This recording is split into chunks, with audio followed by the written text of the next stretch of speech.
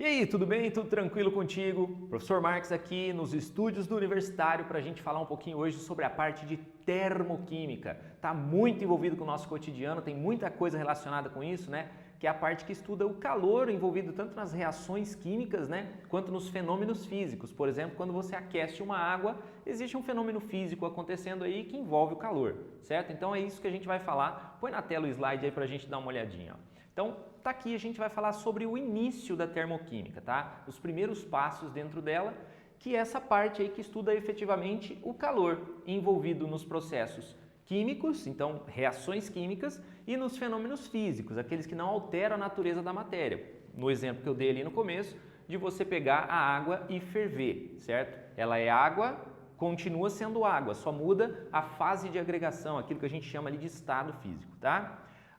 Dentro da parte de termoquímica, muitas vezes a gente se refere ao calor como sendo entalpia e ele é representado por H, tá bom? Tem duas unidades muito comuns da gente trabalhar dentro da termoquímica que é caloria e joule, né? Normalmente a gente trabalha com valores bem grandes de caloria e joule, então é muito comum que a gente fale em quilocaloria e quilojoule. De qualquer forma, quilocaloria é 1000 calorias, quilojoule, 1000 joules, tá? Se for necessário fazer alguma conversão, uma caloria vale aí 4,18 joules, como você está vendo, tá bom? Muito bem. Como que esse calor se envolve nos fenômenos físicos, né? Então a gente tem aí três fases de agregação, três estados físicos, que é o sólido, líquido e o gasoso. Eu sei que tem outras, mas para o nosso estudo o que interessa aqui é o sólido, líquido e o gasoso, tá bom? Beleza. Quando a gente passa de sólido a líquido, está acontecendo o processo de fusão de líquido para gasoso, a vaporização, que tem um asterístico ali, porque a vaporização pode acontecer de três formas diferentes, né? Pode ser por evaporação, ebulição e por calefação. Eu não vou entrar em detalhes sobre isso, porque isso é um outro vídeo, é uma outra história, tá? Bom, existe ainda um processo que sai direto do sólido para o gasoso, que a gente chama de sublimação. Qualquer fenômeno nesse sentido é um fenômeno que precisa de calor. No sólido, as partículas estão todas juntinhas, sem muita movimentação. Quando a gente quer fazer com que ele passe a líquido, a gente oferece calor para o sistema. O sistema absorve calor, as partículas começam a se agitar e começam a se afastar. Então aí ela muda de fase e vai para a fase líquida. Então quer dizer, para um sólido virar líquido e para um líquido virar gás, eu preciso oferecer energia para o sistema. Pense que um gás é uma fase de alta agitação. Então, para uma espécie que está sólida, paradinha, quietinha, se tornar um gás que está super agitado ali, fase gasosa super agitada, ele precisa absorver energia para se agitar, tá bom? Então, nesse sentido, todo o processo absorve energia, absorve calor, é endotérmico. E aí a gente tem os fenômenos no sentido contrário. De gasoso para líquido, a gente tem liquefação e condensação, que não são termos sinônimos, tá? Liquefação é para uma coisa, condensação é para outra. Liquefação é quando um gás volta a ser líquido, condensação é quando um vapor volta a ser líquido. Fecha aqui em mim, presta atenção numa coisa. Marcos, você está me dizendo então que gás e vapor não são a mesma coisa? Não, não são a mesma coisa. Vapor e gás são coisas diferentes, mas isso é assunto também para uma outra aula. Então, bora lá para o slide de novo, vamos lá para a gente entender isso aqui, ó. Então, condensação e liquefação, quando um gás volta a ser líquido, uma fase gasosa volta a ser líquida, e do líquido para o sólido a solidificação, além da fase direto de gás para líquido, que também se chama sublimação, alguns autores se referem como ressublimação. Quando um gás super agitado, uma espécie na fase gasosa, agitada, precisa se tornar uma espécie sem agitação para se tornar sólida, ela tem que perder essa agitação, ela tem que jogar essa energia fora, processo exotérmico, tá bom? Então, que joga o calor fora, que libera o calor, combinado? Então, é assim que o calor se envolve nos fenômenos físicos, tá? E nas reações químicas? Então, vamos lá.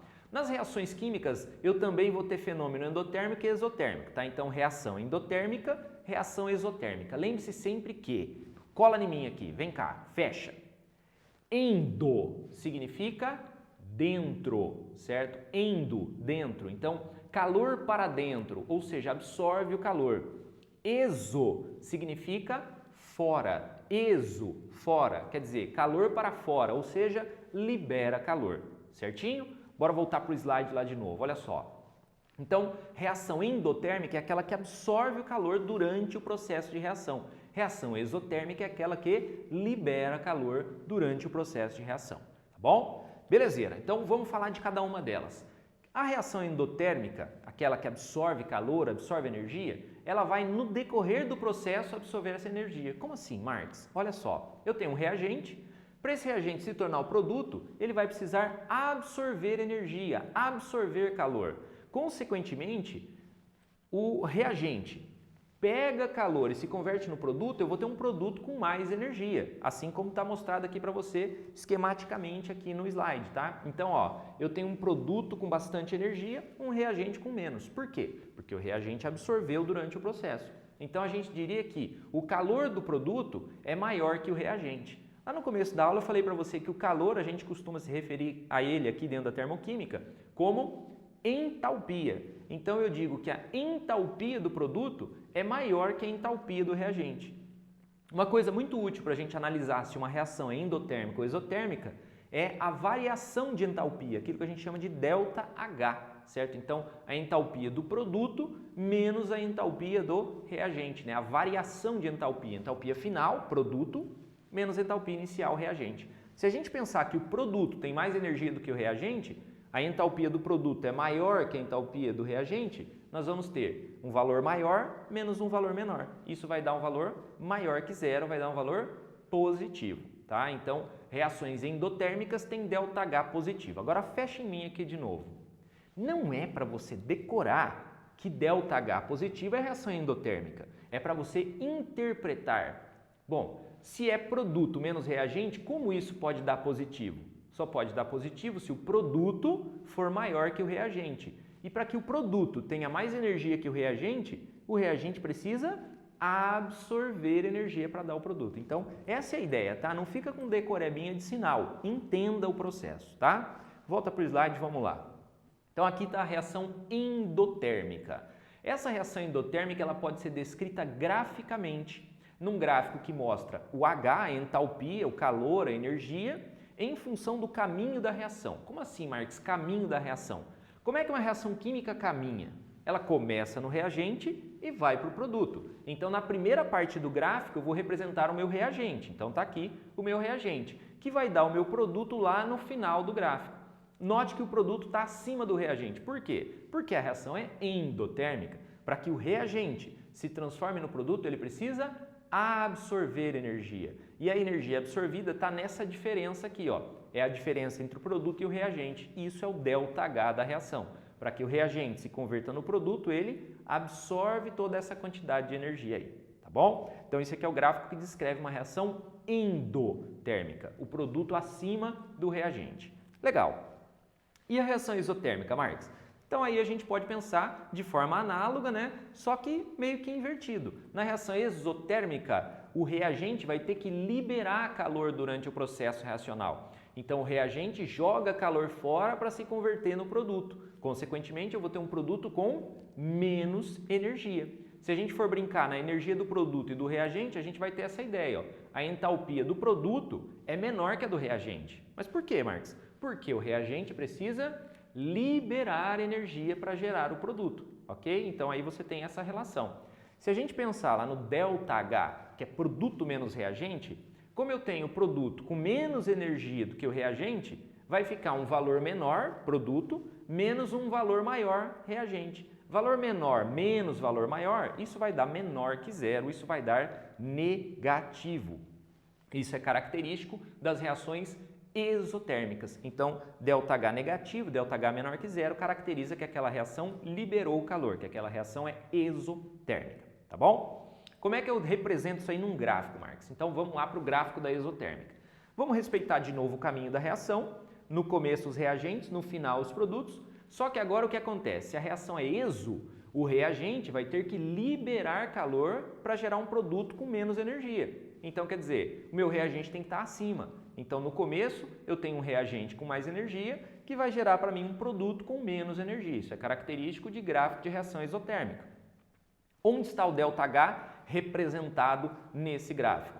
É a diferença do produto e o reagente. Então, está aqui, ó, nessa diferença entre o produto e o reagente, você tem o ΔH da reação, que nesse caso seria menor que zero, porque se a gente fizer lá o produto menos o reagente, eu tenho um produto menor, um reagente maior, então vai dar um valor negativo. Belezinha? Tranquilex? Muito bem. Existe uma outra forma da gente representar o gráfico, que é sem respeitar o caminho da reação. A gente coloca reagente e produto um acima do outro, no começo do gráfico mesmo. Então seria essa ideia aqui, ó. Eu teria um gráfico de entalpia, de calor, de energia, e aí eu não respeito o caminho da reação. Isso pode aparecer também para você em exercícios, em livros teóricos aí, tá? Então no caso da endotérmica, eu teria o reagente abaixo e o produto acima. Faz sentido, porque se ela é endotérmica, o reagente tem que puxar calor para dentro para gerar o produto. Então eu vou ter um produto com mais energia. E na exotérmica, a mesma ideia, um em cima do outro, só que aqui o reagente está acima, porque se ela é exo, o reagente vai perdendo energia para gerar o produto. Então pode aparecer para você também esse tipo de gráfico, tá bom? Corta para mim aqui. Essa aqui é a introdução da termoquímica, para que a gente entenda um pouquinho esses termos, entalpia, reação endotérmica, reação exotérmica, processo endotérmico, processo exotérmico. Essa é a ideia dessa aula, esse começo para que você esteja apto a depois a dar mais passos dentro da termoquímica, tá bom?